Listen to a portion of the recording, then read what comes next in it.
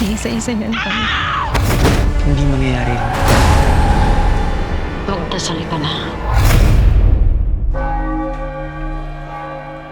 Father, bakit po isa-isa kami namamatay?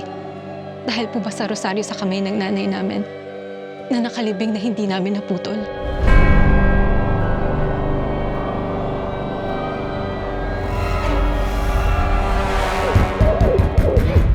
Baka mamatay lang ni Maring. Sumunod agad si Magda.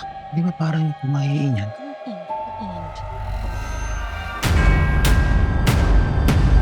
Ang rosaryong ito ang nag-uugnay sa inyo sa namayapan ninyong ina. Kaya kayo iniisa-isa. Kailangan maputol ang rosaryo bago kami maubos.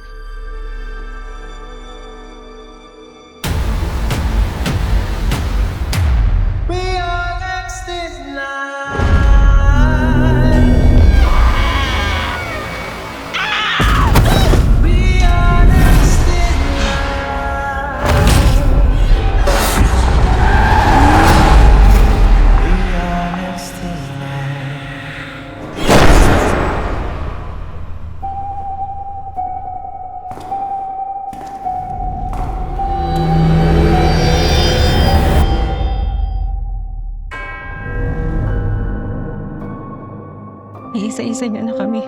Hindi mangyayari yun. Benedicta Ate!